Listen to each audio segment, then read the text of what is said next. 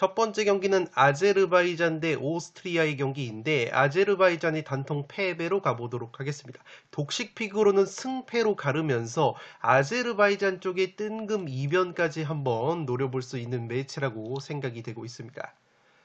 먼저 FIFA 랭킹은 아제르바이잔이 121등, 오스트리아가 25등이기 때문에 체급 차이가 굉장히 많이 나는 매치라고 보시면 되겠는데 아제르바이잔 같은 경우에는 직전 에스토니아 원정에서 2대0 승리를 거뒀지만 이 네이션스 리그 랭킹에 따라서 플레이오프행이 가능한 상황이기 때문에 이 조별리그 2등 이내는 들지 못하더라도 플레이오프 가능성이 남아있는 아제르바이잔이라고 보시면 되겠습니다. 이 공격 쪽에서 원투펀치인 다다쇼프와 셰이다예프를 보유를 하고 있는 아제르바이잔이기 때문에 은근히 까다로울 수 있는 상대가 바로 아제르바이잔이라고 보시면 되겠습니다.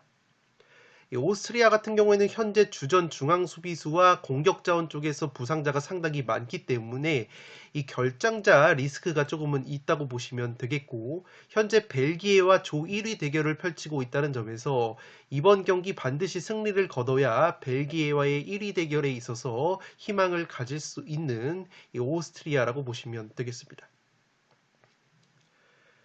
살롱 코멘트로 정리를 해드리면 오스트리아는 이번 경기 승리를 거둘 경우에는 최소 조 2위를 확보를 하면서 유로 본선행을 확정을 지을 수 있기 때문에 이번 경기 결과에 대한 동기부여가 상당히 크다고 보시면 되겠습니다. 아제르바이잔 같은 경우에는 이미 조별리그 2등은 불가능하기 때문에 네이션스 리그 랭킹에 따라서 플레이오프 행이 가능한 상황이라고 보시면 되겠습니다.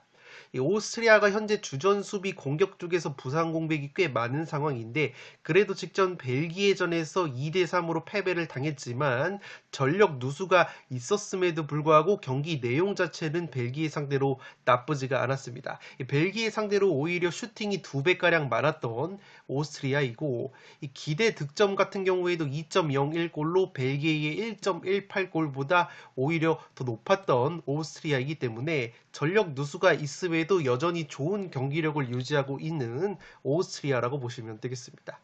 아제르바이잔 같은 경우에는 지금 보시는 것처럼 이번 유로 예선에서 세트피스 실점이 4골로 두 번째로 많은 세트피스 실점을 하고 있는 팀인데 오스트리아가 세트피스 득점이 3골로 유로 예선 최다 득점 공동 2위를 달리고 있기 때문에 오스트리아의 강력한 세트피스 한 방이 통할 가능성이 상당히 높지 않을까 싶습니다. 이미 지난 3월 아제르바이잔과의 1차전 맞대결에서도 오스트리아가 4대1 대승을 거뒀는데 당시에 자비처 선수의 프리킥골과 바움가르트너의 코너킥 헤딩 득점 총 2골을 세트피스로 이미 아제르바이잔 상대로 만들어냈던 오스트리아이기 때문에 이번에도 오스트리아가 세트피스에서 재미를 볼 가능성이 있어 보입니다. 다만 아제르바이잔 같은 경우에는 공격 원투펀치인 셰이다예프와 다다쇼프 선수의 컨디션이 나쁘지가 않고 이 두 선수가 한 방에 있는 자원이기 때문에 오스트리아의 핵심 수비수와 공격 자원의 이탈을 고려를 한다면 이 경기는 의외의 리스크가 있는 경기라고 생각이 되고 있습니다. 물론 오스트리아가 여전히 좋은 경기력과 동기부여가 강하다는 점에서 오스트리아 승리 가능성이 높다고 볼 수 있겠지만 뜬금 이변을 노려보실 분들은 아제르바이잔 쪽 이변까지 추천을 드리면서 1번 경기는 아제르바이잔의 단통 패배로 가보도록 하겠습니다. 두 번째 경기는 그리스 대 네덜란드의 경기인데 무패 투폴로 가보도록 하겠습니다.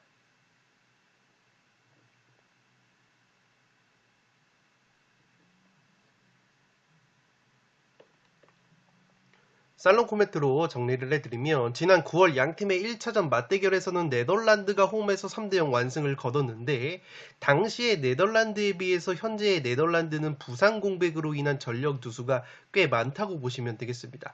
먼저 지난 9월 그리스전에서 1골을 포함해서 가장 많은 기회 창출을 기록을 했었던 네덜란드의 공격수 코디 하퍼 선수가 부상으로 낙마가 됐고 지난 그리스전에서 마찬가지로 득점에 성공을 했었던 공격수 베오르스트 선수 역시 직전 프랑스전에서 근육 부상 여파가 있었다는 정보가 있기 때문에 주포 공격 자원들의 누수가 있는 네덜란드라고 보시면 되겠습니다. 또한 네덜란드의 핵심 중앙 미드필더 프랭키 더용 선수 역시 지난 그리스전에서 가장 높은 패스 정확도를 기록을 했는데 이번 10월 A매치에는 부상으로 소집이 되지 못했고 네덜란드의 베테랑 공격수 데파이 선수마저 최근에 부상으로 낙마가 된 네덜란드이기 때문에 지난 9월 1차전 맞대결 때보다는 확실히 네덜란드가 전력 누수가 심하다고 보시면 되겠습니다.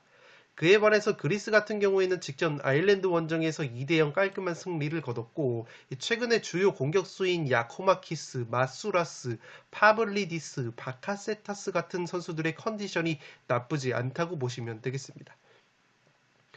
또한 그리스 같은 경우에는 전통적으로 A매치에서 홈경기, 홈빨을 받는 팀이고 최근에 A매치 홈 7경기에서 5승 2무 무패를 달리고 있습니다. 물론 그 홈 7경기 상대가 모두 네덜란드보다는 훨씬 약한 팀들과의 경기였다고 보시면 되겠는데 어쨌든 그리스라는 팀은 전통적으로 홈빨을 받는 팀이라는 것이 리스크라고 보시면 되겠고 그리스 같은 경우에는 남은 두 경기 중에서 이번 네덜란드전 다음 경기가 프랑스와의 경기인데 사실상 프랑스 같은 경우에는 11월 A매치 지브롤터전을 무조건 승리를 거둔다고 가정을 한다면 프랑스가 조 1위가 거의 확정적이라고 보면 되기 때문에 그리스 같은 경우에는 네덜란드와 조 2위 대결을 펼치는 입장이고 이 맞대결에서 비기는 것에 만족을 하기보다는 승리까지 노려서 승리를 거두게 된다면 2위 사수의 가능성이 높아지는 그리스라고 보시면 되겠습니다. 따라서 양팀 모두 맞대결 동기부여가 굉장히 넘쳐 흐르는 매치라고 보시면 되겠고 1차전 때보다는 확실히 그리스 쪽이 유리한 면이 있는 경기라고 보시면 되겠습니다. 지금 보시는 것처럼 지난 1차전 통계를 보시면 네덜란드가 기대 득점이 1.09골로 그리스의 0.19골보다는 확실히 높았지만 네덜란드가 3골을 넣었던 것에 비해서 기대 득점 자체는 1.09골로 상당히 낮았던 네덜란드이기 때문에 네덜란드가 그리스 상대로 3대0 승리를 거둘 수 있었던 원동력은 바로 골 결정력이었다고 보시면 되겠습니다. 그러나 네덜란드 같은 경우에는 이번 경기 최전방 공격 쪽에서 전력 누수가 있기 때문에 지난 1차전 맞대결 때보다는 골 결정력이 떨어질 가능성이 있다는 점에서 이 경기는 최소 무승부 정도의 그리스의 이변 사이드는 가져가 봄직한 매치라고 생각이 됩니다. 이번 경기는 무패 투폴로 가보도록 하겠습니다.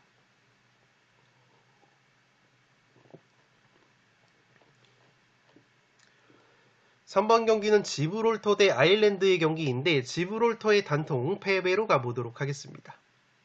지브롤터의 FIFA 랭킹이 198등, 아일랜드가 55등이기 때문에 체급 차이가 굉장히 많이 나는 매치라고 보시면 되겠고 아일랜드 같은 경우에는 조별리그 단계에서 이 본선 직행은 거의 실패가 됐지만 플레이오프행이 가능하다는 점에서 유로에 대한 희망은 아직 남아있다고 보시면 되겠습니다.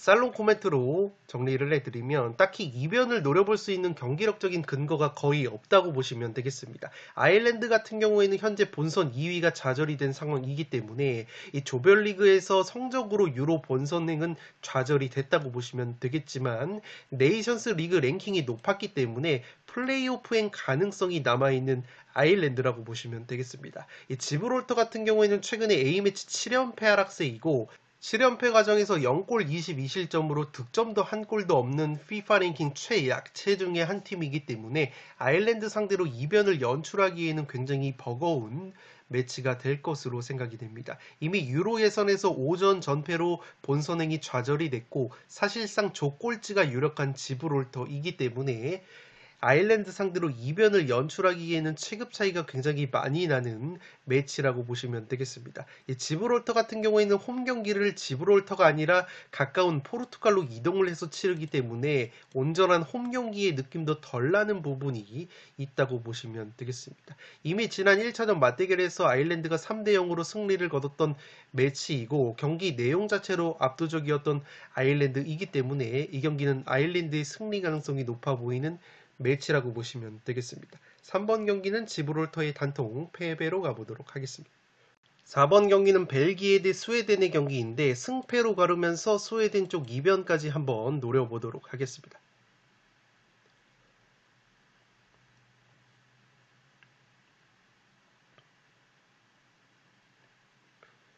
살롱 코멘트로 정리를 해드리면 이미 벨기에 같은 경우에는 남은 두 경기 결과와 관계없이 조별리그 최소 2등을 확보를 하면서 유로 2024 본선행 티켓을 확보를 했기 때문에 이번 경기 로테이션의 가동에 가능성이 있다고 보시면 되겠습니다. 다만 아직 오스트리아와의 조별리그 1위 경쟁은 남아있는 벨기에이기 때문에 이번 스웨덴전에서 그렇게까지 힘을 빼고 나올 가능성은 떨어질 수 있다고 보시면 되겠습니다. 유로 2024 본선 시드 배정 과정에서 조별리그 성적이 반영이 되기 때문에 되도록 1등 호성적을 거두는 것이 톱시드 배정에 유리하다는 점에서 벨기에가 의외로 조별리그 2등을 확정을 했다고 하더라도 스웨덴전에서 힘을 덜 빼고 나올 가능성이 여전히 있다고 보시면 되겠습니다.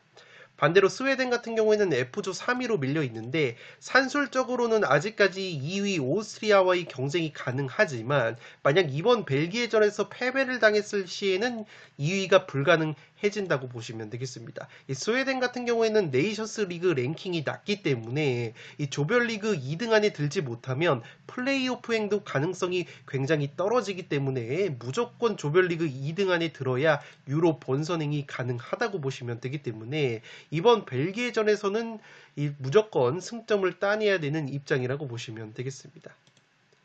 이미 지난 1차전 맞대결에서 벨기에가 스웨덴 상대로 원정에서 3대0 완승을 거뒀는데 당시 경기 내용을 보시면 벨기에가 원정팀임에도 불구하고 슈팅 14개 대 9개로 압도를 했고 기대 득점면에서도 2.52골 대 0.55골로 압도를 하면서 스웨덴 상대로 경기력적으로 압도를 했었던 벨기에라고 보시면 되겠습니다.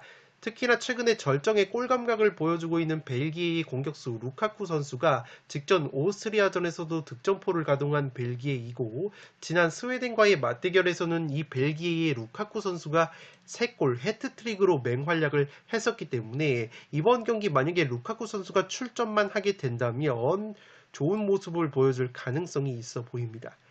마찬가지로 지난 스웨덴과의 1차전 맞대결에서 2대0으로 맹활약을 했었던 벨기에의 측면 공격수 루케바키오 선수 역시 직전 오스트리아전에서 2골로 맹활약을 했기 때문에 현재 벨기에의 주요 공격 자원들의 컨디션이 상당히 좋다고 보시면 되겠습니다.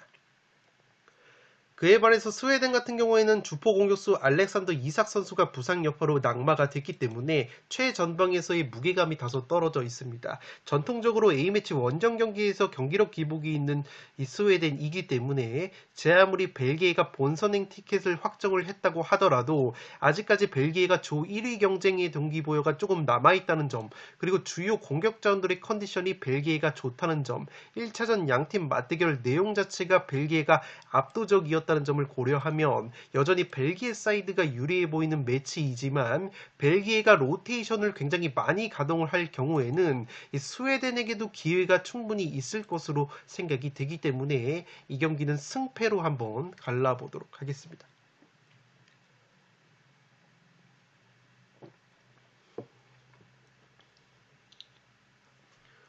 5번 경기는 아이슬란드 대 리히텐슈타인의 경기인데 아이슬란드의 단통 승리로 가보도록 하겠습니다. 아이슬란드의 FIFA 랭킹이 67등, 리히텐슈타인이 199등이기 때문에 체급 차이가 굉장히 많이 나는 매치라고 보시면 되겠습니다.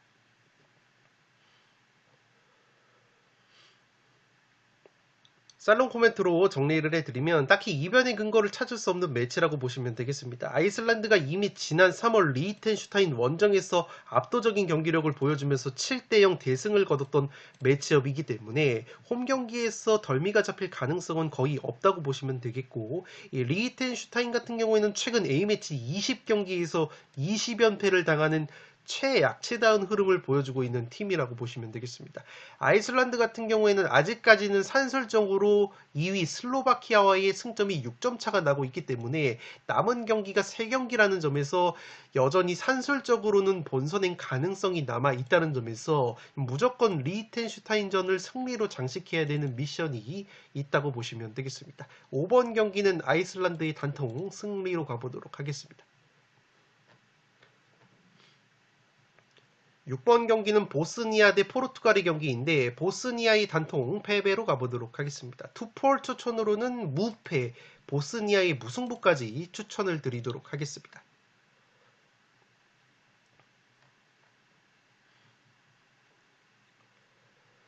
살롱 코멘트로 정리를 해드리면 이미 포르투갈은 최소 조 2등을 확보를 하면서 유로 2024 본선행을 확정을 지었기 때문에 남은 3경기 중에서 승점 1점만 따더라도 조 1위까지 확정이 되는 유리한 고지를 점했습니다. 그렇기 때문에 이번 보스니아 원정에서는 주전자원들을 대거 뺀 로테이션 가동 가능성이 있기 때문에 이 무승부의 가능성도 충분히 있는 매치라고 생각이 됩니다. 최근에 포르투갈 같은 경우에는 원정에서 홈보다 득점력이 떨어지는 부분이 있었는데 최근 슬로바키아 원정에서 1대0 꾸역승, 아이슬란드 원정에서도 1대0 꾸역승을 거두는 등 확실히 원정에서는 홈보다 파괴력이 떨어지는 포르투갈이기 때문에 보스니아 같은 경우에는 아직까지 산술적으로 2등 경쟁이 유효한 상황이라는 점에서 포르투갈전에서 반드시 승점을 따내야 되는 입장이기 때문에 동기부여적인 측면에서는 확실히 보스니아가 우세하다고 보시면 되겠습니다.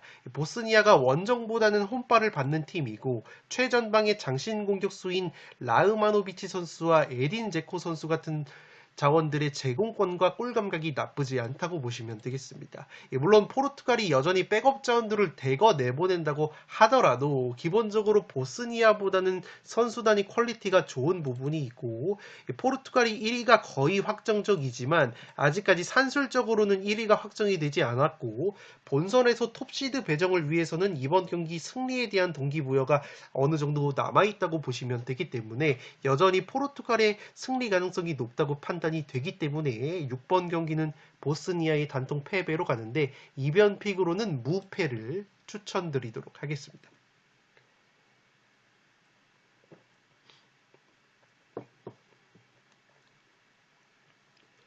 7번 경기는 룩셈부르크 대 슬로바키아의 경기인데 무패 투폴로 가보도록 하겠습니다. 룩셈부르크가 FIFA 랭킹이 85등, 슬로바키아가 FIFA 랭킹이 48등이기 때문에 슬로바키아가 한 체급 더 위라고 보시면 되겠습니다.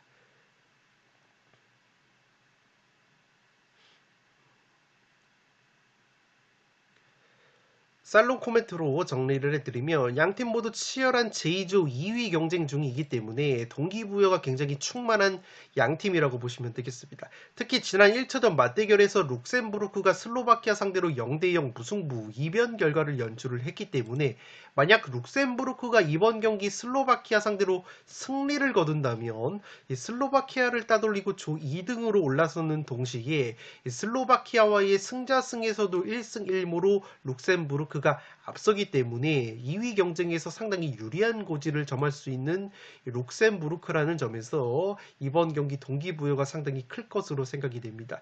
유로 예선 같은 경우에는 승점이 같을 경우에는 첫 번째로 따지는 것이 두 팀 간의 맞대결 전적, 승자승을 따지고 그 다음이 골득실을 따진다고 보시면 되겠습니다. 이 룩셈부르크 같은 경우에는 지금 보시는 것처럼 유로 예선에서 카운터 어택, 역습 득점이 3골로 가장 많은 역습 득점을 보여주고 있는 팀이고 슬로바키아 같은 경우에는 기본적으로 룩셈부르크보다 점유율을 높게 가져가는 팀이기 때문에 슬로바키아가 점유율을 높게 가져가면서 주도하는 상황 속에서 룩셈부르크의 역습 한 방이 나올 수 있는 매치라고 보시면 되겠습니다. 다만 룩셈부르크 같은 경우에는 핵심 측면 미드필더인 산체스 선수가 부상으로 이탈이 되어 있는데 이 산체스가 이번 유로 예선에서 2골 1도움을 기록을 하면서 룩셈부르크의 공격에 있어서 중요한 역할을 하는 선수이기 때문에 산체스가 빠지는 룩셈부르크의 공격력이 조금은 약화될 가능성이 있어 보입니다. 또한 룩셈부르크는 중앙수비수 마우모토비치 선수까지 경고 누적으로 결정이 되기 때문에 공수에 걸쳐서 전력 누수가 있다고 보시면 되겠습니다. 또한 슬로바키아 같은 경우에는 유로 예선에서 역습 실점이 0골이기 때문에 룩셈부르크의 강점인 역습이 살아나지 않을 가능성도 충분히 있다는 점에서 여전히 슬로바키아가 체급적으로 우위인 매치라고 보여지고 다만 슬로바키아도 고질적으로 최전방 공격 자원들의 골 결정력이 아쉬운 팀이기 때문에 이번 유로 예선에서 큰 기회를 놓친 횟수가 10번으로 적지 않다는 점에서 골 결정력 난조를 보여줄 가능성이 있다고 보시면 되겠습니다.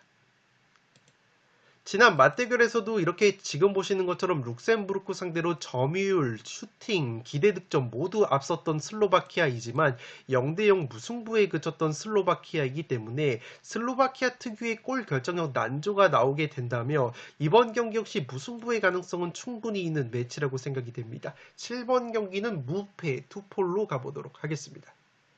8번 경기는 핀란드 대 카자흐스탄의 경기인데 핀란드의 단통 승리로 가보도록 하겠습니다. 투폴 추천으로는 승무를 추천드리도록 하겠습니다. 이 핀란드의 FIFA 랭킹이 54등, 카자흐스탄이 100등이기 때문에 체급적으로는 여전히 핀란드가 우세한 매치라고 보시면 되겠습니다.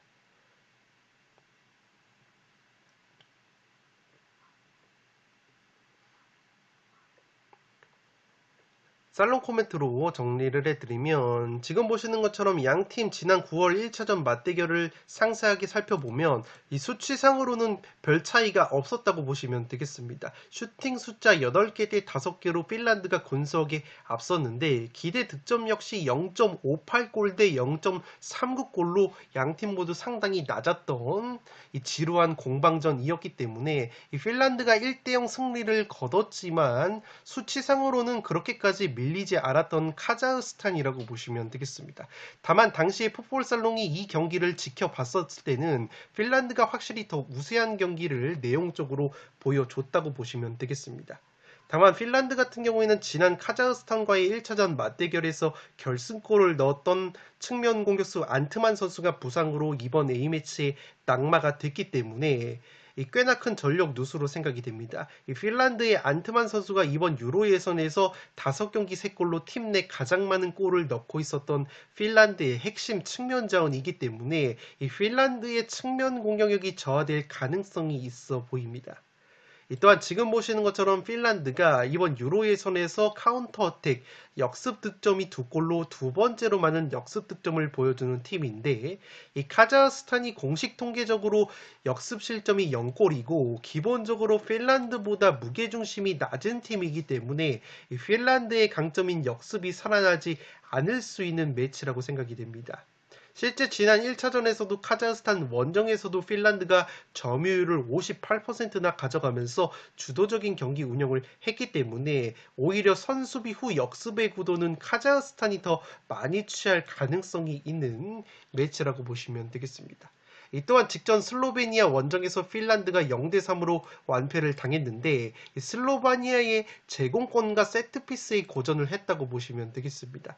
지금 보시는 것처럼 슬로베니아가 이번 유로 예선에서 10번째로 제공권이 뛰어난 팀인데 카자흐스탄 같은 경우에는 슬로베니아보다는 제공권이 조금은 떨어지지만 이번 유로 예선 전체 제공권 14위이기 때문에 여전히 핀란드보다 제공권이 강력한 카자흐스탄이라는 점에서 카자흐스탄이 높이 고전을 할 가능성이 있어 보입니다. 참고로 말씀을 드리면 양팀 모두 만약 이번 조별리그에서 2등 안에 들지 못해서 본선행이 좌절이 되며 네이션스 리그 랭킹에 따라서 양팀 모두 플레이오프행이 가능한 팀들이기 때문에 이번 예선전에서 만약에 2등 안에 들지 못한다고 하더라도 두 팀 같은 경우에는 플레이오프에서 살아날 가능성이 있다고 보시면 되겠습니다. 8번 경기는 핀란드의 단통 승리로 가는데 투폴 추천으로는 승무를 추천드리도록 하겠습니다.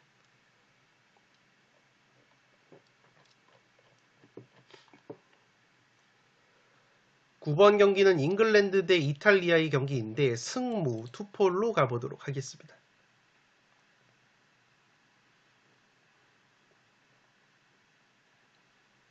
살롱 코멘트로 정리를 해드리면 잉글랜드와 이탈리아 같은 경우에는 최근 맞대결에서 무승부가 상당히 많이 나왔던 매치업인데 하나 고려해야 할 상황은 대부분 이 무승부들이 이탈리아가 전임 만치니 감독 체제 때의 결과였다는 점을 고려를 하셔야 될 것으로 생각이 됩니다. 지금 이탈리아를 이끌고 있는 감독은 지난 시즌 김민재와 함께 나폴리를 우승으로 이끌었었던 스팔레티 감독이 새롭게 부임을 한 이탈리아라고 보시면 되겠고 이 스팔레티 감독 체제에서 이탈리아가 단 2경기를 치렀지만 상당히 공격적인 축구를 구사를 하고 있다고 보시면 되겠습니다.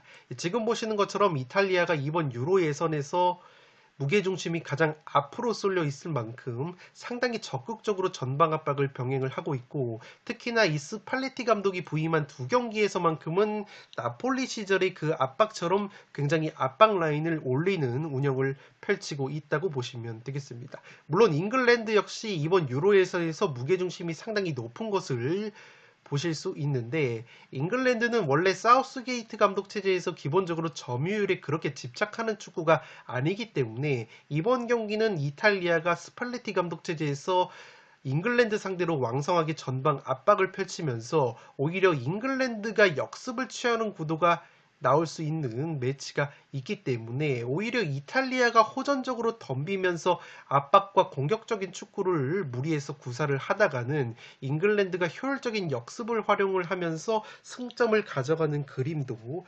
그려지지 않나 싶습니다. 9번 경기는 승무 투폴로 가보도록 하겠습니다. 10번 경기는 몰타 대 우크라이나의 경기인데 몰타의 단통 패배로 가보도록 하겠습니다. 몰타의 FIFA 랭킹이 171등, 우크라이나가 24등이기 때문에 체급 차이가 굉장히 많이 나는 매치라고 보시면 되겠습니다. 몰타 같은 경우에는 이미 조별리그 남은 두 경기 결과와 관계없이 꼴찌가 확정이 됐고 탈락이 됐다고 보시면 되겠습니다.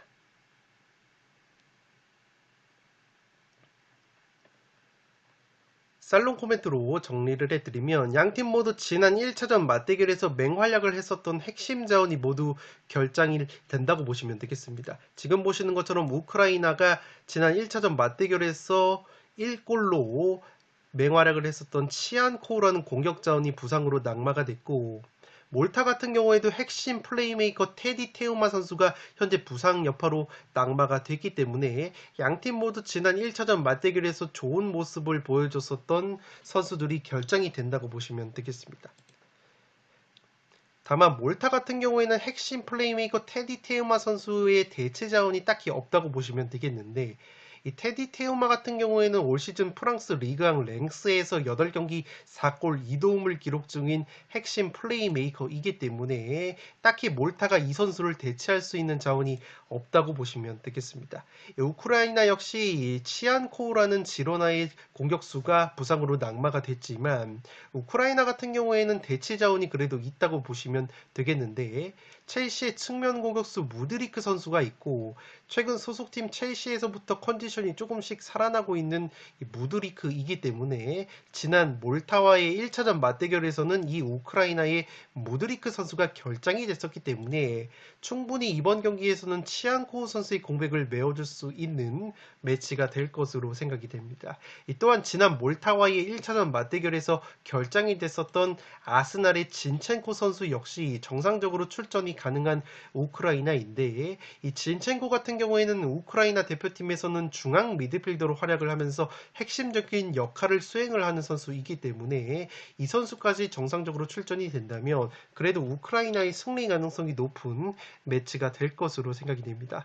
지금 보시는 것처럼 지난 1차전 맞대결에서 우크라이나가 실제적으로 스코어는 1대0으로 신승을 거뒀지만 경기 내용을 보시면 슈팅 숫자가 19개 대 4개로 우크라이나가 압도를 했고 기대 득점 역시 3.58골, 몰타의 기대 득점이 0.27골이었기 때문에 경기 내용 자체는 우크라이나가 상당히 압도를 했었던 매치업이었다고 보시면 되겠습니다. 따라서 이미 조별리그 꼴찌와 탈락이 확정이 된 몰타가 핵심 플레이메이커 테디 테우마까지 빠지는 상황에서 순위 경쟁이 한창인 우크라이나 상대로 이변을 연출하기에는 굉장히 버겁지 않나 싶습니다. 우크라이나 같은 경우에는 현재 2위인 이탈리아보다 한 경기를 더 치렀지만 승점 10점으로 동률이기 때문에 아직까지 본선 직행 티켓이 유효한 상황이라고 보시면 되겠습니다. 10번 경기는 몰타의 단통 패배로 가보도록 하겠습니다.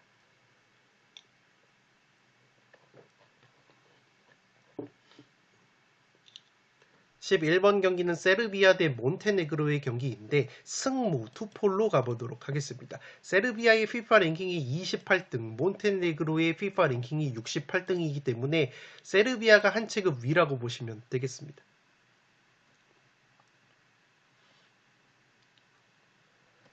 살롱 코멘트로 정리를 해드리면 양팀 모두 치열한 2등 경쟁을 펼치고 있다고 보시면 되겠습니다.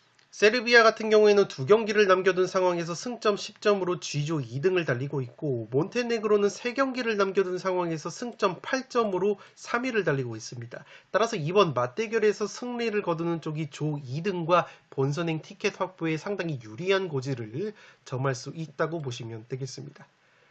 다만 세르비아 같은 경우에는 조 2위가 만약 좌절이 되더라도 네이션스 랭킹이 높기 때문에 최소 플레이오프 티켓은 확보를 할 수 있다고 보시면 되겠습니다. 그에 반해서 몬테네그로는 조 2위가 좌절이 된다면 플레이오프 티켓 가능성이 떨어지기 때문에 의욕 자체는 굉장히 충만할 것으로 보이는 이 몬테네그로라고 보시면 되겠습니다. 기본적인 팀의 체급이 세르비아가 우세하지만 최근에 세르비아가 핵심 자원들이 모두 기존에 뛰던 리그보다 수준이 한 단계 낮은 리그로 이적이 되면서 경기력 자체가 조금은 저하가 되고 있는 모습이 있습니다. 이 미트로비치라는 공격수가 프리미어 리그에서 사우디로 이적이 됐고, 밀린코비치 사비치 선수는 세리에 A에서 사우디로 이적이 됐습니다. 이 타디치 선수 역시 네덜란드 리그에서 페네르바체 터키 리그로 이적이 됐기 때문에 핵심 자원들이 모두 리그가 다운그레이드가 된 이 세르비아이고, 지난 몬테네그로와의 1차전 맞대결에서 두 골로 맹활약을 하면서 세르비아의 2대0 승리를 이끌었었던 세르비아의 핵심 공격수 블라우비치 선수가 이번 10월 A매치에는 허리 부상으로 낙마가 된 세르비아이기 때문에 이 몬테네그로 상대로 은근히 고전할 가능성이 있는 매치라고 보시면 되겠습니다. 이 몬테네그로가 최근에 세르비아를 두 차례나 이긴 헝가리를 상대로 지난 6월 홈에서 0대0 무승부를 거뒀던 저력이 있는 팀이기 때문에 이 몬테네그로가 충분히 끈적한 경기력을 보여줄 가능성이 있어 보입니다. 11번 경기는 승무 투폴로 가보도록 하겠습니다. 12번 경기는 리투아니아 대 헝가리의 경기인데 리투아니아의 단통 패배로 가보도록 하겠습니다. 리투아니아의 FIFA 랭킹이 143등, 헝가리가 FIFA 랭킹이 32등이기 때문에 체급 차이가 굉장히 많이 나는 매치라고 보시면 되겠습니다.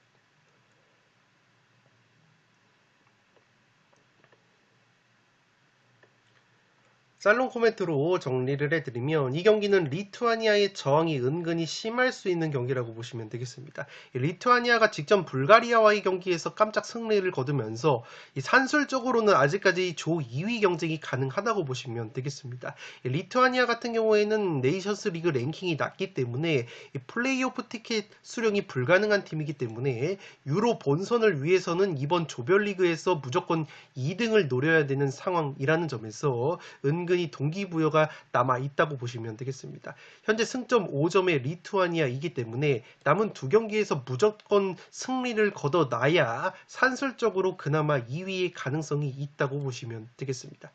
따라서 리투아니아에게 이번 헝가리전에서 무승부는 의미가 없다고 보시면 되겠고, 무승부 이하의 결과는 유로 본선 좌절을 의미를 한다고 보시면 되겠습니다. 그에 반해서 헝가리는 현재 승점 13점으로 조 1등을 달리고 있고 2등인 세르비아의 3점이 앞서 있는 데다가 세르비아보다 경기 수가 한 경기가 적은 상황이기 때문에 굉장히 조 1위가 유력해진 상황이라고 보시면 되겠습니다.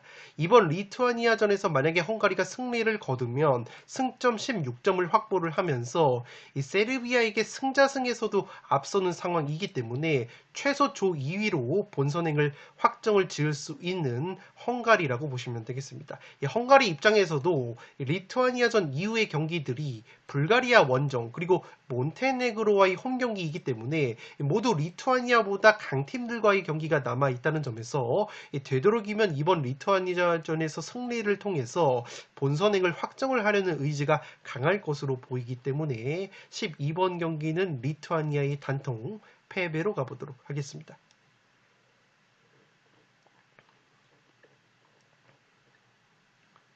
13번 경기는 북아일랜드 대 슬로베니아의 경기인데 무패의 투폴로 가보도록 하겠습니다. 북아일랜드의 FIFA 랭킹이 74등, 슬로베니아의 FIFA 랭킹이 59등이기 때문에 체급 차이가 그렇게까지 많이 나는 매치업은 아니라고 보시면 되겠는데, 북아일랜드 같은 경우에는 유로 본선이 좌절이 됐고 플레이오프 티켓도 수령이 불가능하기 때문에 결과에 대한 동기부여는 다소 떨어질 가능성이 있다고 보시면 되겠습니다.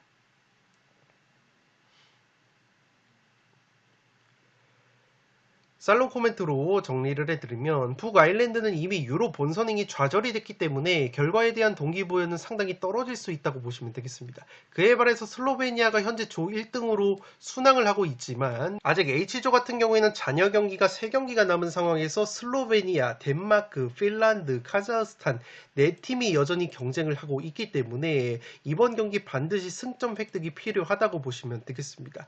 이러한 상황에서 슬로베니아는 핵심 공격수 세슈코 선수가 직전 핀란드전에서 2골로 맹활약을 했지만 이 핀란드전에서 머리 부상 여파가 있었기 때문에 이번 경기 출전 여부가 불투명하다는 소식이 있습니다. 이 슬로베니아의 세슈코라는 공격수가 최근에 A매치 11경기에서 8골, 이번 유로 예선에서 4골 2도움, 지난 북아일랜드와의 1차전 맞대결에서도 1골 2도움으로 맹활약을 한 슬로베니아의 에이스이기 때문에 만약에 슬로베니아의 세슈코 선수가 머리 부상 여파로 출전이 불발이 된다면 슬로베니아의 공격 누수가 심할 것으로 생각이 됩니다.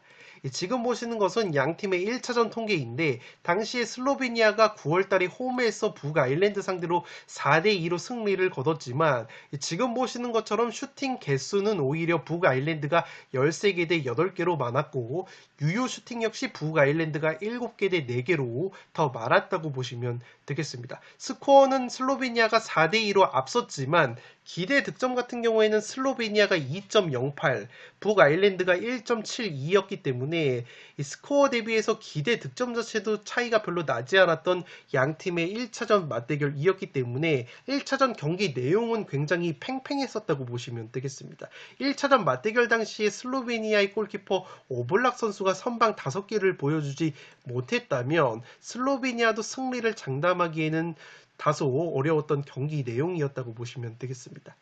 또한 지금 보시는 것처럼 슬로베니아가 이번 유로 예선에서 세트피스 득점이 4골로 두 번째로 많은 세트피스 득점을 기록을 하고 있는 팀인데 지금 보시는 것처럼 북아일랜드 같은 경우에는 세트피스 실점이 0골로 준수한 세트피스 수비력을 보여주고 있고 지난 1차전 맞대결에서도 슬로베니아에게 4골이나 실점을 했지만 4골 중에서 세트피스 실점은 1골도 없었던 북아일랜드이기 때문에 이 경기는 제 아무리 북아일랜드가 유로 본선이 좌절이 돼서 동기부여가 떨어진다고 하지만 만약 슬로베니아의 주포 공격수 세슈코가 머리 부상 여파로 결장이 되는 변수가 나오면서 슬로베니아의 최대 강점인 세트피스 상황에서 북아일랜드가 또다시 실점을 하지 않는 장면이 나온다면 북아일랜드가 의외로 고춧가루를 뿌릴 가능성도 있는 매치라고 보여지기 때문에 무승부도 받치면서 13번 경기는 무패 투폴로 가보도록 하겠습니다.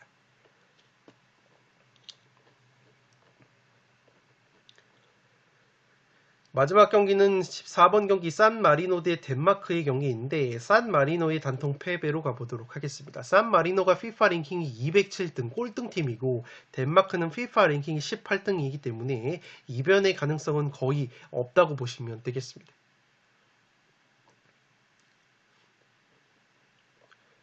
살롱 코멘트로 정리를 해드리면 딱히 이 경기는 FIFA 랭킹 최악체인 산마리노가 덴마크 상대로 이변을 연출할 만한 건덕지가 전혀 없다고 보시면 되겠습니다. 이 덴마크가 현재 H조 2위 승점 16점인데 슬로베니아, 핀란드, 카자흐스탄 상대로 치열하게 경쟁을 벌이고 있는 구도이기 때문에 승점 3점이 절실한 덴마크라고 보시면 되겠습니다.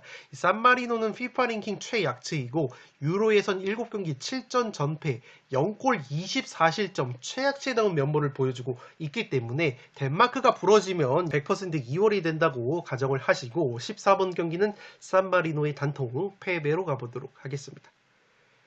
네, 이것으로 승무패 59회차 현미경 분석을 모두 마치도록 하겠습니다. 영상이 도움이 되신 분들은 좋아요와 구독 버튼을 눌러주시면 풋볼살롱 채널에 크나큰 힘이 됩니다. 구독 버튼 옆에 종 모양의 알림 설정을 해주시면 그 누구보다 빠르게 양질의 축구, 승무패, 프로토 관련 분석 컨텐츠를 만나보실 수 있습니다. 지금까지 풋볼살롱이었습니다. 감사합니다.